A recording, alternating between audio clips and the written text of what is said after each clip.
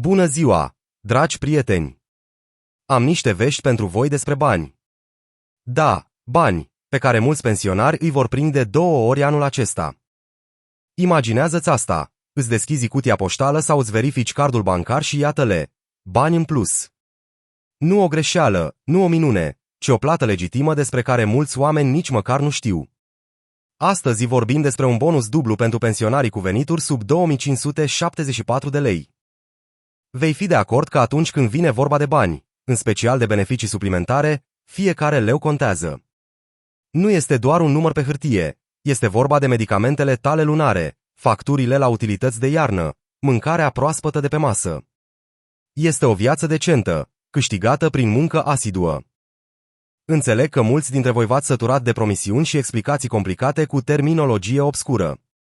Așa că astăzi, haideți să le analizăm ca pe o ceașcă de ceai, simplu, clar și la obiect. Fără superficialități, doar fapte și date specifice pentru momentul în care vă puteți aștepta la primirea banilor. Prieteni, vorbim despre 2 plăți diferite care vor fi acordate pensionarilor cu venituri mici în 2025. Prima este o compensație pentru acoperirea cheltuielilor, care a început deja să sosească. A doua este un sprijin social suplimentar, care este planificat să fie plătit până la sfârșitul anului. De ce exact 2574 de lei? E simplu, este pragul oficial stabilit de stat pentru definirea pensionarilor cu venituri mici.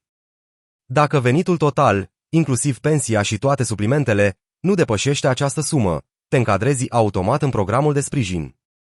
Mulți oameni se gândesc acum, este o înșelătorie? Este doar o altă birocrație?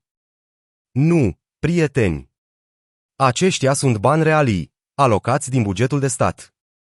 Și partea cea mai bună este că majoritatea oamenilor nu trebuie să fugă nicăieri sau să dovedească nimic. Prima plată variază între 700 și 200 de lei, în funcție de situația dumneavoastră specifică. Dacă locuiți singur și pensia dumneavoastră este mai mică de 2000 de lei, probabil veți prinde 200 de lei. Veți fi de acord că este un sprijin semnificativ. A doua plată, programată pentru decembrie, va fi în jur de 850 de lei pentru majoritatea beneficiarilor. Imaginați-vă, 1200 plus 850 de lei înseamnă mai mult de 2000 de lei pe lângă pensia anuală obișnuită.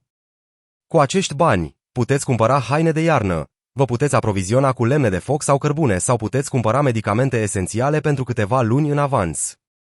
Știi, aud adesea de la pensionari. E bine și bine să vorbim, dar când vor ajunge, de fapt, acești bani? Hai să ne uităm la date specifice, ca să-ți poți planifica bugetul. Primul val de plăți a început în septembrie 2025. Dacă nu ați primit încă banii, nu vă panicați, plățile se efectuează în etape până la sfârșitul lunii octombrie. Asta înseamnă că cei care încă așteaptă ar trebui să primească banii chiar acum. Verificați-vă cardul bancar sau mergeți la oficiul poștal dacă primiți pensia prin intermediul oficiului poștal. Banii ajung în același mod ca și pensia obișnuită, nu este nevoie să deschideți conturi noi. Acum, să fiu sincer, sistemul nu este perfect și uneori există întârzieri. Dacă nu ați primit plata până la sfârșitul lunii octombrie, trebuie să contactați biroul local de asigurări sociale sau să sunați la linia telefonică a fondului de pensii. Prieteni, nu este atât de înfricoșător pe cât pare. Haideți să ne dăm seama cu calm ce să facem dacă prima plată este întârziată. Principalul lucru este să rămâneți calmi și să procedați în ordine. Primul pas este să verificați dacă îndepliniți criteriile. Venitul dumneavoastră total trebuie să fie mai mic de 2574 de lei. Aceasta include nu doar pensia, ci și orice beneficii sociale și compensații pe care le primiți în mod regulat. Dacă aveți dubii, sunați la casa de pensii. Vă vor ajuta cu plăcere. Al doilea pas este să vă asigurați că datele dumneavoastră bancare sunt actualizate. Uneori, cardul dumneavoastră expiră, dar ați uitat să anunțați fondul de pensii. Sau ați schimbat metoda de plată a pensiei de la poștă la card, dar documentele nu au fost încă procesate. Acestea sunt probleme rezolvabile. Sfatul meu, nu amânați să mergeți la serviciile sociale dacă situația nu se rezolvă până la sfârșitul lunii octombrie. Luați cu dumneavoastră pașaportul, certificatul de pensie și dovada de venit, dacă aveți. De obicei, acestea vor identifica rapid cauza întârzierii și vor ajuta la rezolvarea problemei. A doua plată este programată pentru decembrie 2025. Data exactă nu a fost încă anunțată oficial, dar pe baza experienței anterioare, plățile încep să sosească în primele 10 zile ale lunii decembrie. Acesta este un moment foarte oportun, chiar înainte de sărbătorile de anul nou și cele mai reci luni de iarnă. Mulți oameni se întreabă acum, trebuie să depun vreun document pentru a doua plată? Și iată vestea bună, dacă ați primit prima plată, a doua va sosi automat. Fără cereri suplimentare, fără deplasări la autorități, fără colectarea documentelor. Sistemul știe deja că sunteți acolo. A doua plată va fi de aproximativ 850 de lei pentru majoritatea beneficiarilor. De ce de aproximativ? Pentru că suma finală depinde de mai mulți factori, dacă locuiți singur sau cu familia, dacă aveți o invaliditate și cuantumul exact al pensiei dumneavoastră. Imaginați-vă, pensionara Maria Ivanovna primește o pensie de 2100 de lei. Locuiește singură și nu are alte venituri. Cu siguranță se califică pentru program, pentru că 2100 este mai puțin decât 2574. În septembrie și octombrie, Maria Ivanovna a primit prima plată 1200 de lei. În decembrie, va primi a doua plată 850 de lei. În total, 2500 de lei se adaugă la pensia pe anul respectiv. Asta înseamnă aproape pensia unei luni întregi în plus. Maria Ivanovna intenționează să folosească acești bani pentru a cumpăra bocanci de iarnă, a plăti încălzirea cu 2 luni în avans și a cumpăra medicamente esențiale pentru tensiune arterială pentru întreaga iarnă. Vedeți cum se transformă banii adevărați în ajutor real? Înțeleg că nu trăiești doar un an și vrei să știu dacă acest sprijin va continua. Programul a fost aprobat oficial pentru 2025. Cât despre 2026, o decizie va fi luată când bugetul va fi aprobat în această toamnă. Veți fi de acord, ar fi minunat dacă un astfel de sprijin ar deveni permanent. Dar să fim realiști, mult depinde de situația economică a țării. Deocamdată, să ne mulțumim cu ceea ce avem acum și să gestionăm acești bani cu înțelepciune. Știți, mulți pensionari întreabă, nu vor mai lua aceste plăți ceva? Îmi vor reduce pensia? Permiteți-mi să vă asigur imediat, nu. Acesta este un sprijin suplimentar care nu afectează cuantumul pensiei de bază sau alte beneficii sociale. Prieteni, nu vă voi spune cum să vă cheltuiți banii bine meritați. Dar permiteți-mi să vă ofer câteva sfaturi practice bazate pe experiența multor pensionari. În primul rând, nu te grăbi să cheltuiești totul deodată. Mulți oameni își folosesc prima plată pentru nevoi imediate, medicamente, facturi la utilități sau reparații importante la domiciliu. Acesta este lucrul corect de făcut. Abordăm mai întâi cele mai presante probleme. Încearcă să amâni parțial a doua plată, cea din decembrie, până în iarnă. Ianuarie și februarie sunt cele mai reci și mai scumpe luni. Facturile la încălzire cresc, nu poți ieși prea mult afară și ai nevoie de medicamente pentru răceală mai des. Aici intervine o pernă financiară. Știu că te-ai săturat de promisiuni nerespectate. Așadar, voi fi sincer, sistemul nu este lipsit de defect.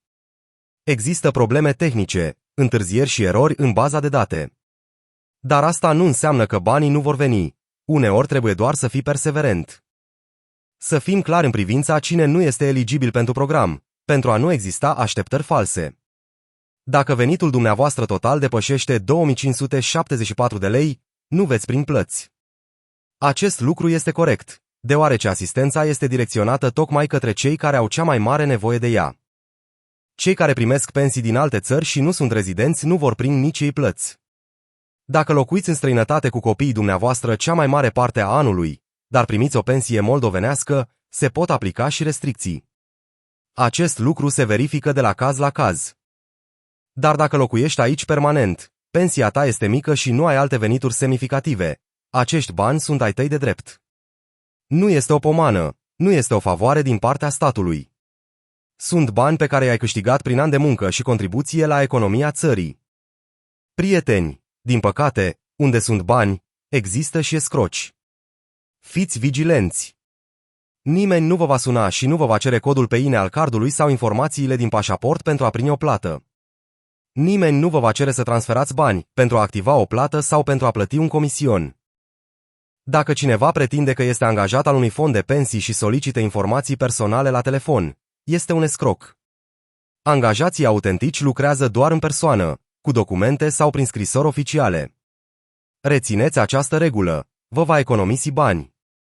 Sfatul meu: dacă primiți un apel suspect, pur și simplu închideți și sunați personal la fondul de pensii la numărul oficial. Mai bine să previi decât să-ți pară rău. Mulți oameni se întreabă: ce se întâmplă dacă lucrez cu jumătate de normă și primesc un salariu mic plus pensia? Apoi, se calculează venitul total. Dacă pensia plus salariul nu depășește 2574 de lei, aveți dreptul la plăți. Dacă îngrijiți o rudă bolnavă și primiți beneficii pentru aceasta este inclusă și în venitul dumneavoastră total. Dacă primiți oficial pensie alimentară pentru copii, aceasta este inclusă și ea. Important este suma totală a tuturor veniturilor dumneavoastră regulate pentru luna respectivă. Un alt aspect important: dacă situația dumneavoastră se schimbă în cursul anului, de exemplu, soțul/soția care primea o pensie decedează și venitul total al familiei scade, puteți contacta serviciile sociale. Acum puteți fi eligibil pentru prestații. Dacă aveți întrebări sau întâmpinați dificultăți în a primi beneficiile, există mai multe locuri la care vă puteți adresa. Primul este biroul local de asigurări sociale. Specialiștii de acolo vă vor analiza situația și vă vor sfătui cu privire la următorii pași. În al doilea rând, linia telefonică directă a fondului de pensii. Apelul este gratuit, iar operatorii sunt de obicei politicoși și răbdătorii, explicând totul în detaliu. Nu ezitați să întrebați dacă ceva nu este clar, sunt obligați să explice într-un limbaj simplu. În al treilea rând, puteți cere ajutorul rudelor sau vecinilor care se pricep la computer. Multe informații pot fi verificate online pe site-ul fondului de pensii, dar înțeleg că nu toată lumea are acest acces. Așadar, prieteni, haideți să recapitulăm principalele aspecte. În 2025, pensionarii cu venituri sub 2574 de lei vor primi două plăți, prima de aproximativ 1200 de lei până la sfârșitul lunii octombrie, iar a doua de aproximativ 850 de lei în decembrie. Acesta este un ajutor real, care va fi trimis automat în contul dumneavoastră sau prin poștă, în același loc unde este trimisă pensia. Nu sunt necesare cereri speciale. Dacă plata dumneavoastră este întârziată, contactați serviciile sociale cu pașaportul și certificatul de pensie. Acum chiar vreau să aud poveștile voastre. Spuneți-mi în comentarii: ați primit deja prima plată? Pe ce plănuiți să cheltuiți banii? Poate ați întâmpinat dificultăți și alți spectatori pot sugera o soluție? Haideți să ne sprijinim reciproc, împreună suntem mai puternici. Știți, mulți pensionari încă nu știu despre aceste plăți. Poate că vecinul, prietenul sau ruda de vâsă are dreptul la aceste fonduri, dar pur și simplu nu este la curent. Dați like și distribuiți acestui videoclip. Vom ajuta informațiile să ajungă la toți cei eligibili. Abonează-te la canal dacă vrei să fii la curent cu pensiile, plățile sociale și beneficiile. Public în mod regulat videoclipuri cu informații practice, fără jargon complex și superficial. Totul este simplu și la obiect, exact ca și astăzi. Ai grijă de tine, fii sănătos și nu uita, aceștia sunt banii tăi bine meritați. Nu te sfiți să-i primești și folosește-i cu înțelepciune. Ne vedem în următoarele videoclipuri, dragi prieteni!